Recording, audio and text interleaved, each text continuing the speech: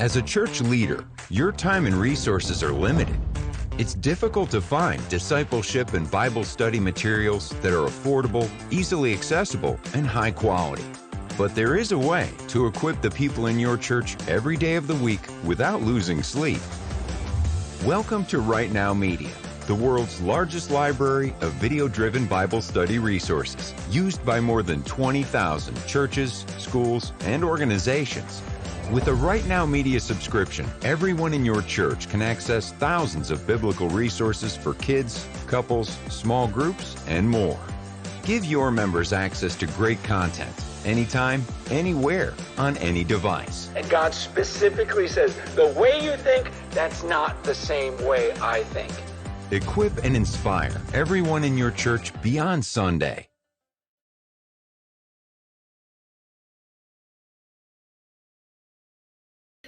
Hello, everybody. Thank you so much for joining me in Solomon's Temple. My name is Solomon Nizang Shams, and I want to welcome every one of you, for being here. Thank you so much for your support, for being there day by day and time by time. I appreciate each and every one of you.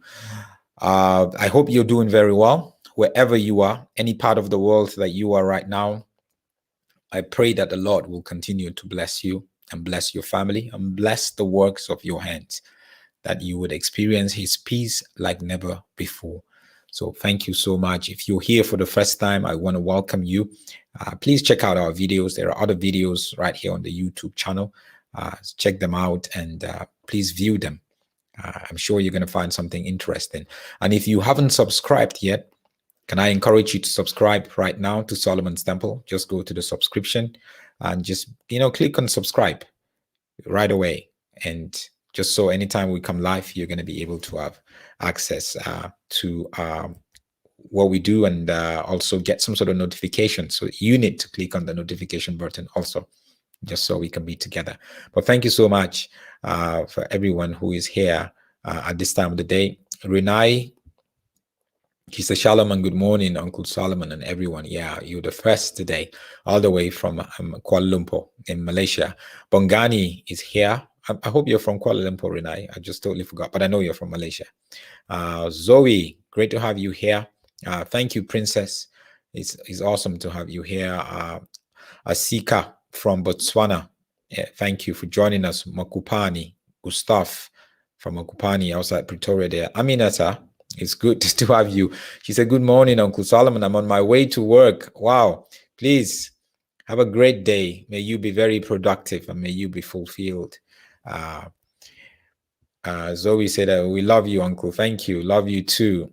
Princess said, amen. Mike Taylor, you're here. Great to have you here.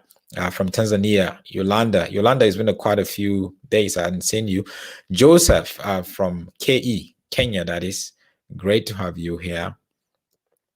And also watching from Botswana, from Taung, is Note to Man. Great to have you here. Great to have you here also again. Princess sending love from South Korea, KR. We send love back to you, Princess. I'm sure you miss home. You miss Africa. You miss, being here. But I'm sure you're being productive there and learning and enjoying the culture of the Koreans and enjoying kimchi. I love kimchi very well. Very, very much, Princess. I love kimchi. Thank you. Nomtandazo. She said, what does it mean? Please give us context. That's what we're going to do. That's what we're going to do. Princess says she missed the food.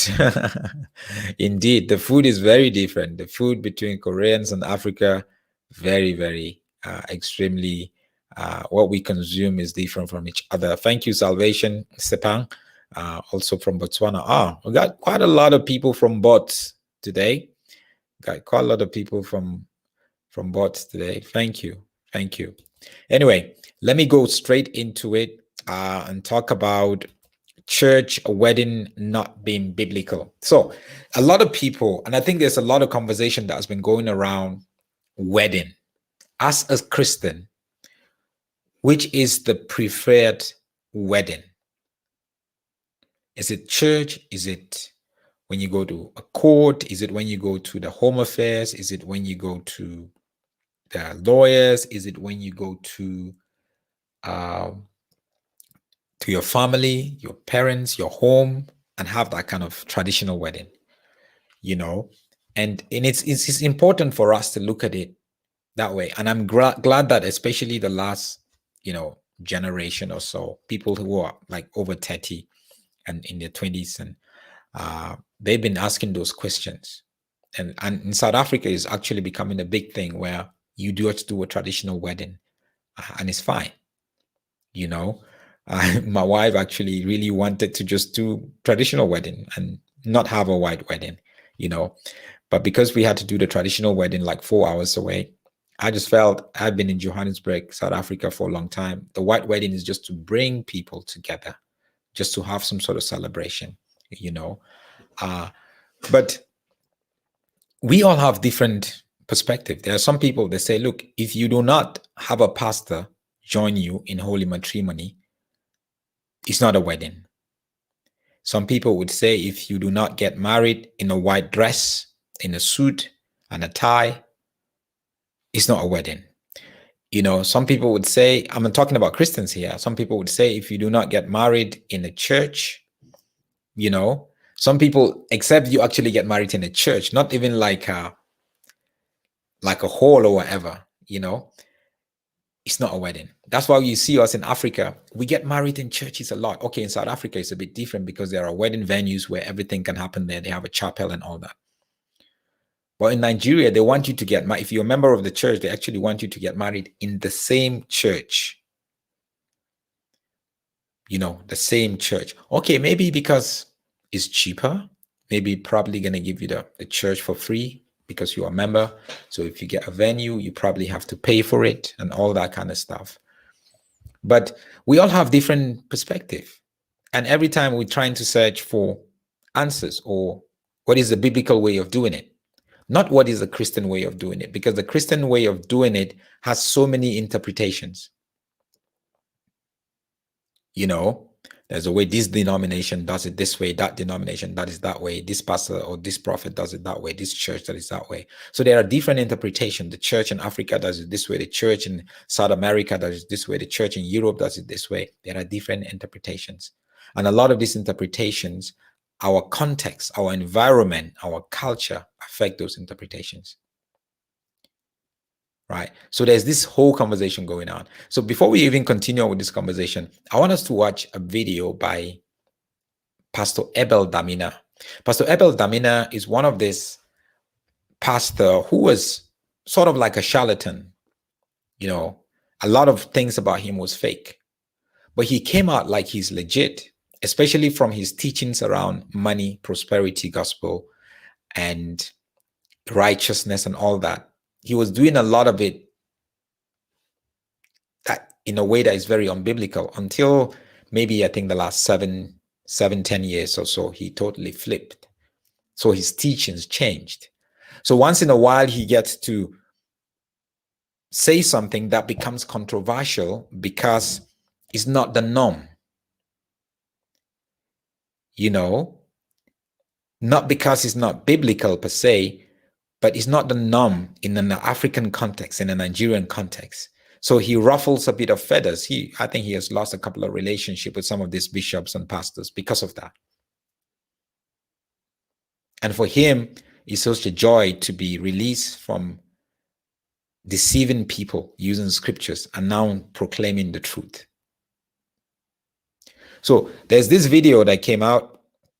Let's watch the video of him talking about the different kind of weddings, why church wedding is actually sort of like not necessarily wrong. I mean, some people why he's actually saying is wrong indirectly, or why it's not biblical and stuff like that. So let me not say much, but let's allow him say all that. Wedding is just a celebration after marriage. The real marriage has happened before wedding, because the real marriage is parents giving their children to one another. That's marriage. It's cultural. So all that wedding is unnecessary. It's not in the Bible. Sorry guys, let me just get this right, okay? Let me just get this right, because I want you to really follow what is being said and how it's being said. So let me just put it on again. Okay. Wedding is just a celebration after marriage. Still. The real marriage has happened before wedding, because the real marriage is parents giving their children to one another. That's marriage. It's cultural. So all that wedding is unnecessary. It's not in the Bible. No wedding in the Bible. White wedding is a white man's culture. It's not in the Bible. It's not a Bible thing. In the Bible, marriage is parents handing over their children when requirements of the families are met. Once that happens, marriage has happened. And of course, because you're a responsible Christian, you now call your pastor to speak a blessing. Basic. You don't need to feed people. You don't need to wear gown. You can wear house cloth and come and get married. I'm not joking, I'm very serious. You don't need to gather people. You can do your wedding, call your friends, 10-10, cook for them, they eat, you rejoice, and that's it. Sunday you come and give testimony. We got married within the week. Papa was there to bless us.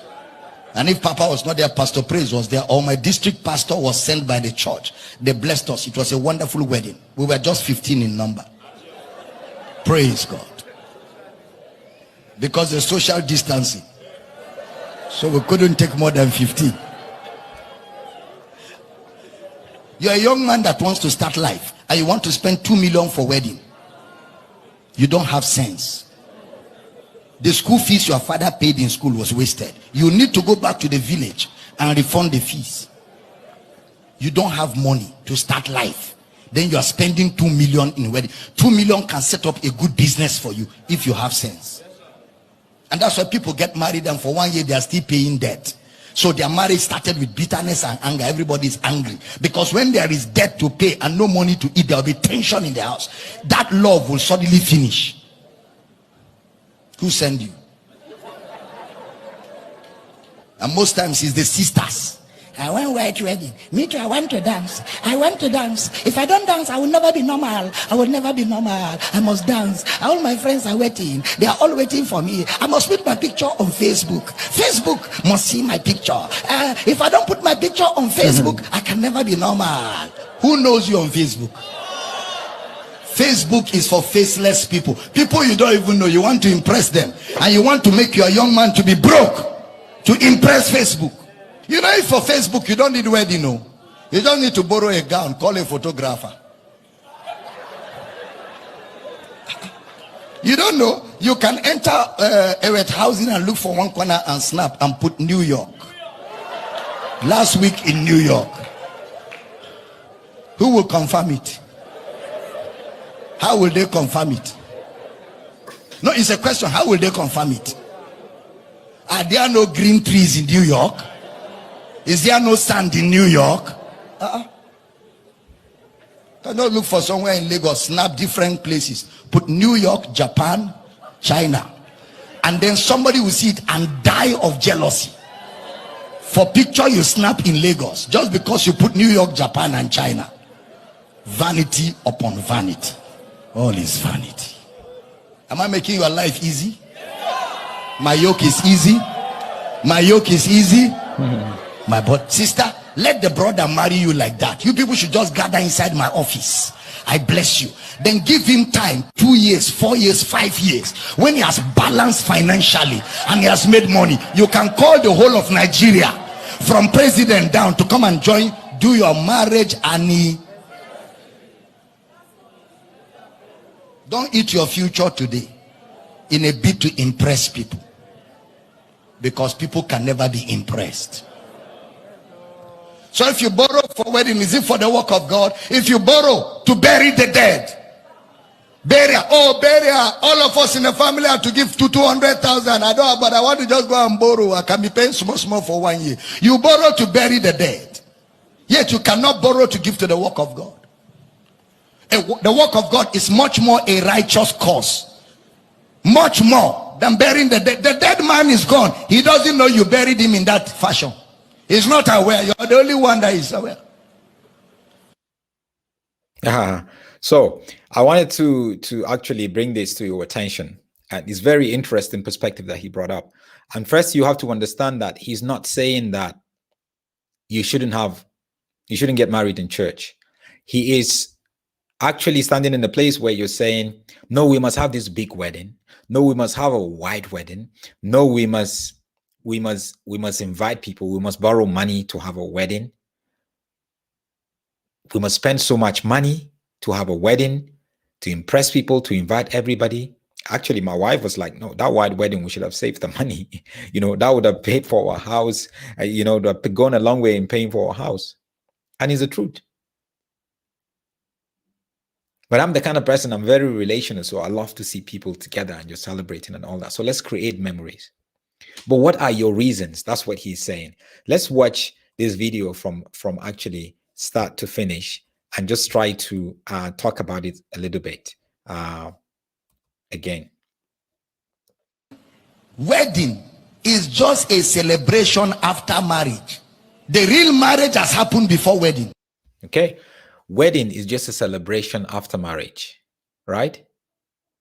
Listen. Because the real marriage is parents giving their children to one another. That's marriage. It's called cultural.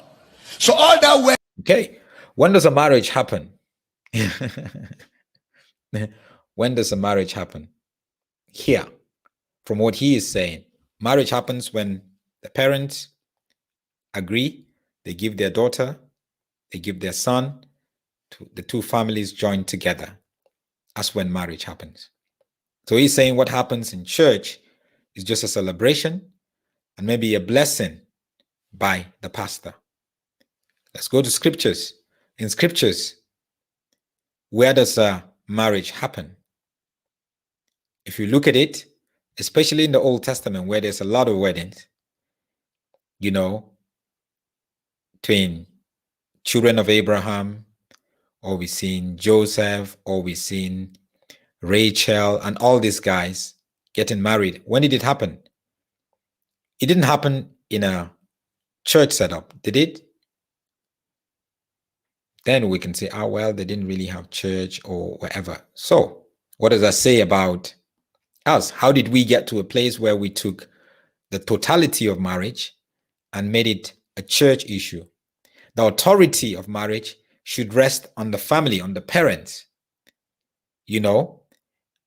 not on the church in itself.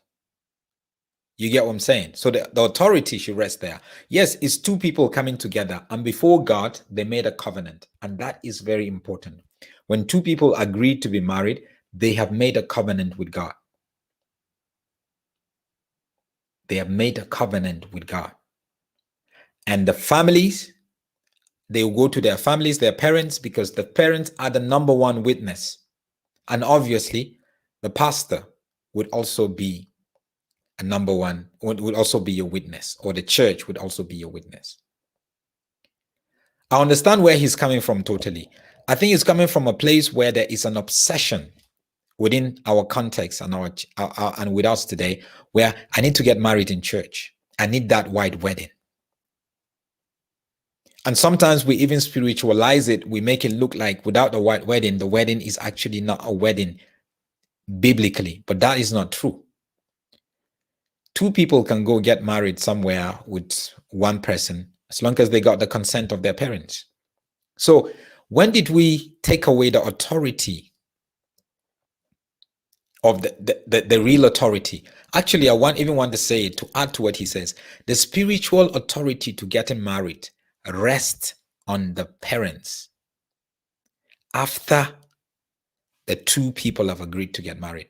The spiritual authority does not rest on the church, because you see, the church cannot give you the authority to get married. It's not the first place that we should get authority to get married. The first place to get authority to get married is from your family, your parents. That's the first place. It's biblical. That's why you see even Islam does it in a way that is almost like biblical, because remember, about 60-70% of Islam is biblical, where you would see, like in the days of old, where in Islam, when you would see a boy and a girl getting married, is the families that would go and talk and agree. And right there, marriage happened. Right? They would even agree without the girl being there, or even without the boy being there. Sometimes culturally, they would just agree, and that is it. But when have we moved? Is it the commercialization of weddings and marriage that made us to move the authority of two people getting married from the home, from the family, from the parents, and put it now on the church?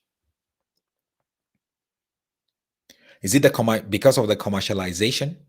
When did we get to that place where we took this authority, that God delegated this authority to the parents? Because you see, the parents and the family unit is the most important part of society. There's a lot of authority that God has given there. But it seems like gradually we shifted that authority and we gave it to the church. But the church, the pastor or the priest, just supposed to lay hands, bless you guys, make sure he's a witness in it. So let's just continue watching.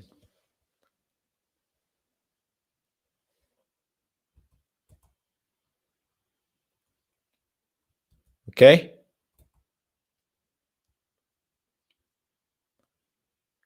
Trying to get this out. Let me see. Wedding is unnecessary. It's not in the Bible. No wedding in the Bible. White wedding is a white man's culture. It's not in the Bible. It's not a Bible thing. White wedding is a white man's culture. There's no wedding in the Bible. What he's saying, when he says there's no wedding in the Bible, it wasn't like there isn't. He's more saying that it's not that kind of wedding that we have our mind on it today. I mean, Jesus was at a wedding in Cana, right? But what he's saying is just white wedding, the sort of idea of that. And it's true, it's not in the Bible. Everything was done based on the culture of the people. Because cultures are very powerful. It reflects who we are.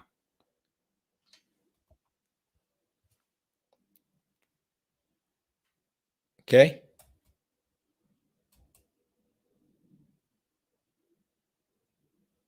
Bible, marriage is parents handing over their children.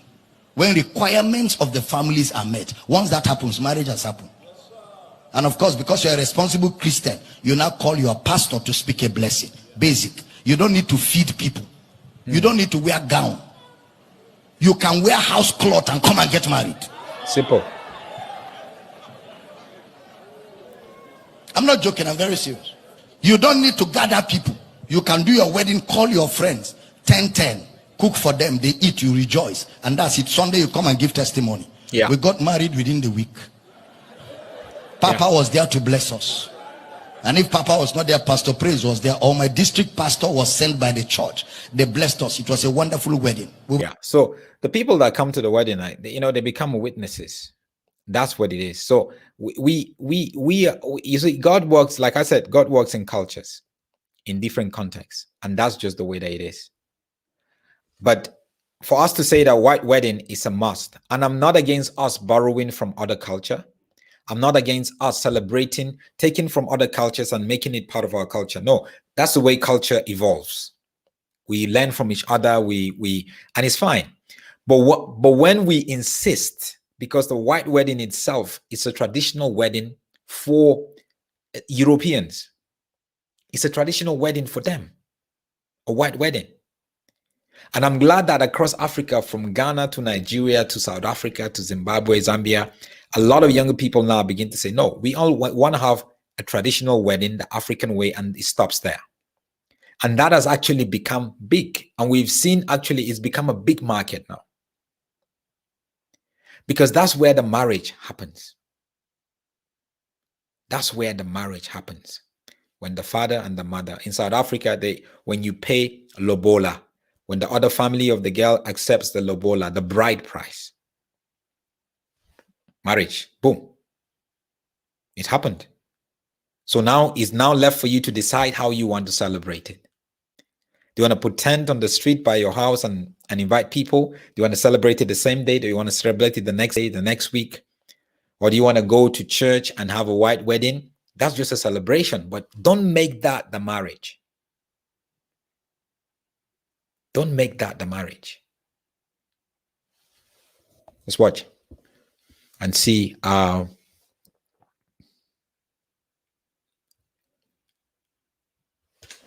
it's saying. Okay.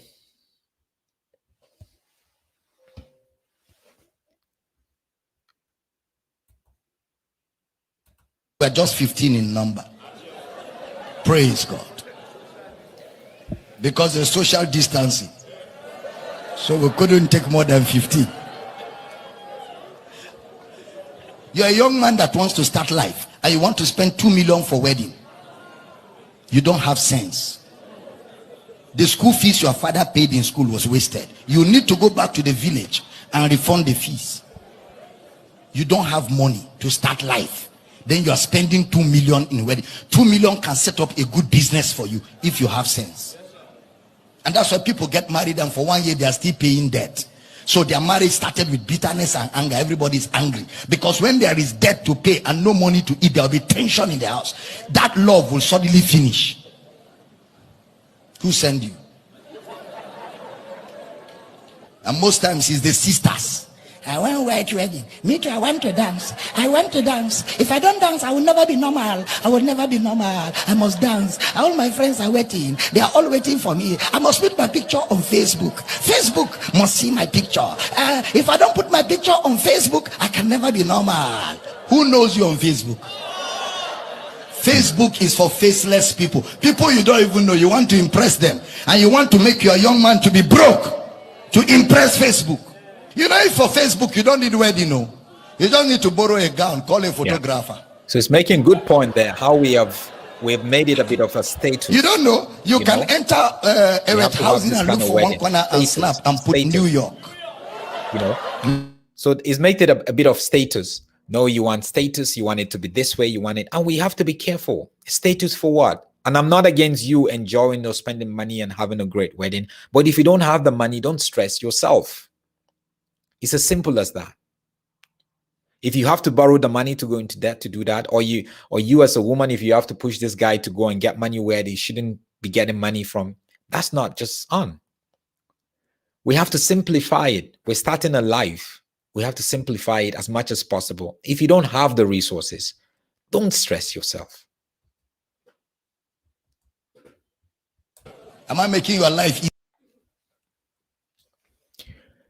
And I see easy. My yoke is easy. My yoke is easy. My but sister, let the brother marry you like that. You people should just gather inside my office. I bless you. Then give him time, 2 years, 4 years, 5 years. When he has balanced financially and he has made money, you can call the whole of Nigeria from president down to come and join, do your marriage and don't eat your future today in a bid to impress people, because people can never be impressed. So if you borrow for wedding, is it for the work of God? If you borrow to bury the dead, burial, all of us in the family have to give to 200,000. I don't, but I want to just go and borrow. I can be paying small for 1 year. You borrow to bury the dead. Yeah. So he's still emphasizing on the fact that you borrow to do, and it's okay to borrow, because I mean but when you go and borrow so much because you want to have this big wedding and you have to pay over a long time, and you're not going to be able to plan to buy a house, to buy a car because you borrowed and all that kind of stuff, then it becomes a problem in itself. So there are some of your comments here. Nomtandazo said, whoever wants a lavish social media wedding, they must pay for it themselves. Harley says, do unto your ability with your weddings. Parental consent is important. The level of celebration is individual decision. Do not borrow for party. Kwamashu Siwawa say, Brother Solomon, you're also wrong. There's a need for a pastor. Show me a single verse that supports your position. I'm not saying there's no need for a pastor. I'm saying the pastor is not the first port of call when you want to get married. It's your family first. Your parents should be the ones to give the go-ahead. The pastor is not the one to give the go-ahead. right? I know churches have their standards and whatever, but that's not the first place. It's your family. You know, yeah. So you need the pastor. You need them to bless it. You need them to be a witness. The main witnesses are the pastor, which is the church, and also the family, the parents. Those are the two main witnesses. Because anything that happens to that marriage, that's the first places where you go to. But the first is the family and the parents, and then the second is the what do you call it? The pastor.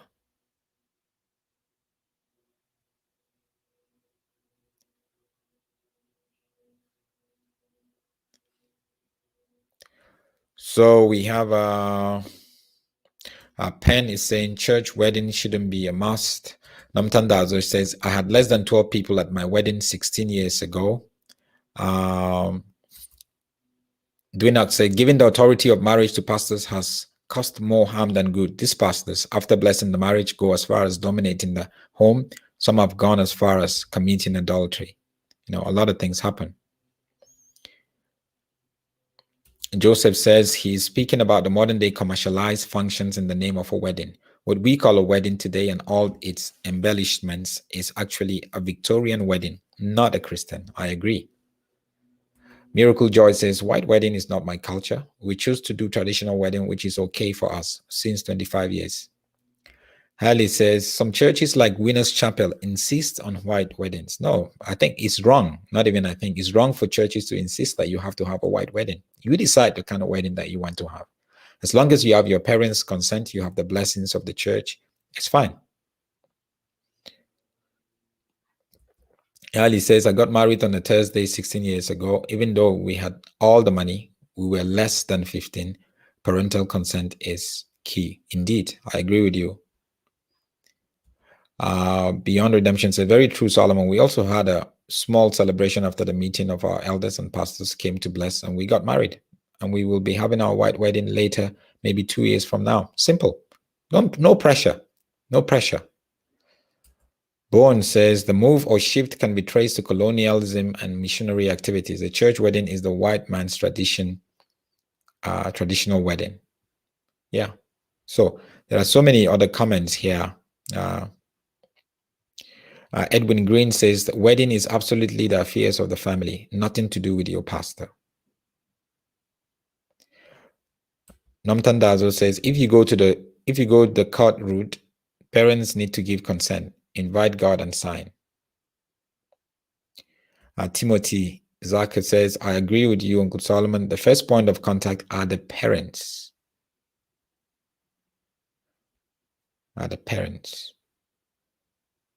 So you need to get your parental consent. That is very, very important. So I just wanted to share that with you. I just feel is this thinking that we need to drill into ourselves and ask questions.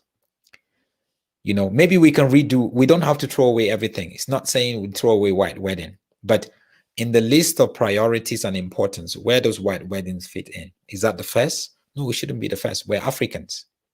We do it the African way. God gave us our culture. We didn't create our culture. God gave us this culture, and he wants us to reflect our wedding and our marriages through this culture.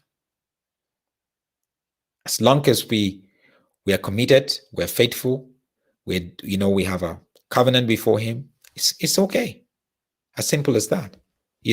So just keep telling me what you think about it. I'm sure we have different diverse opinions on it and all that kind of stuff. Yeah, but thank you so much, guys. Please make sure you share this video and also like the video, and make sure you also subscribe in case you haven't subscribed yet. Make sure you subscribe. I'm going to be back tonight at 8 p.m. South African time. I'm going to be interviewing somebody who was working with one of TB Joshua's wise men called Christopher Oji. And this Prophet Christopher Oji, gave him a raw deal. I'm going to be talking to him tonight at 8 p.m. So please join me. Some of you guys know Christopher Oji. He used to be one of the TB Joshua's wise men with Racine and all these guys.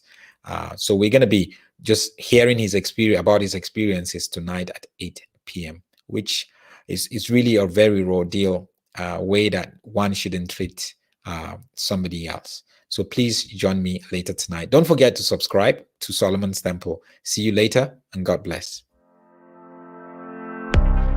Masinya Attorneys Incorporated, a boutique commercial and taxation law firm in Midrand, Johannesburg, South Africa. Strategic lawyers on point with more than 20 years of practice experience. We are professional, capable, and qualified.